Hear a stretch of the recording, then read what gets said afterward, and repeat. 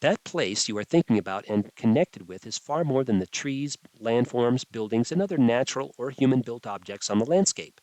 It has meaning because of the memories and experiences that you had there. Attachment to place is one of the fundamental human experiences. It is what geographer Dr. Yi-Fu Tuan, Tuan, termed topophilia, Topophilia, topophilia, love of or attachment to place. For this course, think about how can you convey not just locations of features, but the sense of place in maps. Collections of places that are similar in some ways can be thought of as a region. A cultural region could be one with a certain housing type, or a certain consumer preference, or language, and a physical region could be one with a certain soil type, a combination of climate and vegetation, such as an ecoregion, or landforms. Again, think about how you can convey a region in cartography. Also, how can you convey a sense that regions often have, such as the case of cultural regions or ecoregions, as indistinct or fuzzy boundaries? They don't all have certain specific boundaries, do they? Should those boundaries be shown as a zone? And if so, how? We will examine this more in the uncertainty section of this course. And right at this point, I have an image of a place, and I underneath that image, which has a pond and a set of trees and a grassland before it, I say the following. Think about a place that you knew quite intimately as a child. You probably could make a mental map of all these years later of trees, rivers, buildings, or other things that made the place special to you and what it looked like in the morning versus the late afternoon or summer versus the winter. Photographed by Joseph Kursky in Southeast Michigan, mid-November. This week, you will have plenty of opportunities to develop skills with the selected hands-on activities.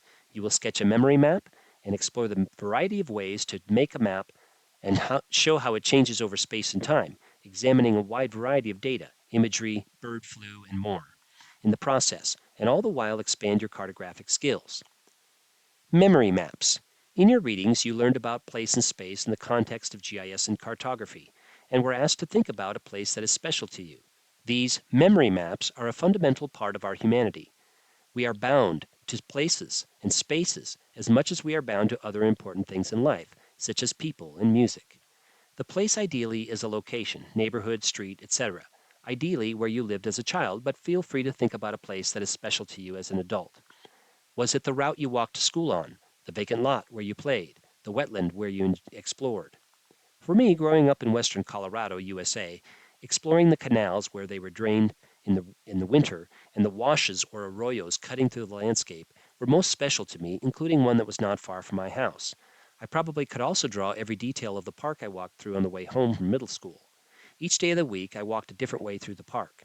If it had snowed and the snow stayed long, I had great fun looking at my previous tracks.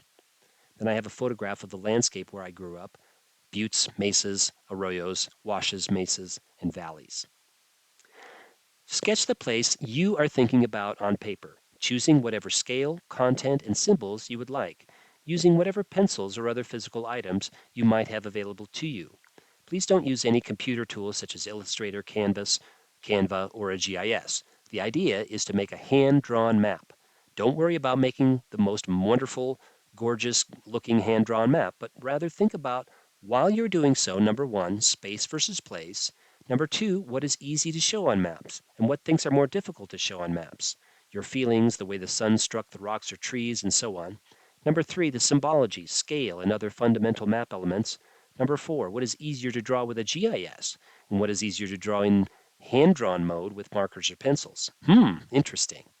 On your map, include space for a few sentences that illustrate where your place is and why it matters to you so that this information shows up when you take a picture of it. Then take a picture of your map, make sure you name the picture appropriately so your instructor can determine which photo is yours, and submit it to this week's Dropbox. Comment on the maps from at least 2 other students in the class. And finally, my section on extensions to GIS. The discussion points I mentioned here in this podcast provide several key bridge points to GIS. Another way to build bridges to GIS would be to geocode each of the students' hand-drawn maps to their childhood locations. If you are working with K-12 students, but even if you're working with university students, make sure their names are not attached to the maps and that their own house address is not shown on the maps for privacy reasons. The resulting overview map could contain pop-ups, with each pop-up containing the scanned image. Interesting.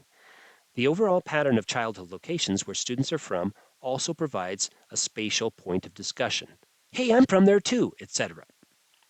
Another way of incorporating GIS into this activity would be to create a survey in ArcGIS Survey 123, share it with students, and ask students to fill out a survey with the town in which they grew up, and attach their sketch map to their survey response. The resulting map is automatically generated from the survey and updates every time students input new data. You could even keep the same survey for the following semester, and over time, the results become richer with information. Ooh! Do you include this activity or a variation of it in your own courses? How do you structure such an activity?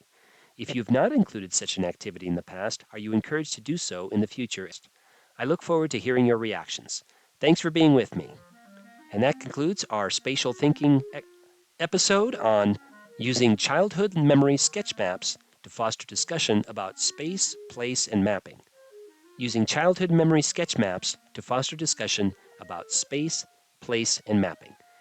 And that's Joseph Kursky here with you.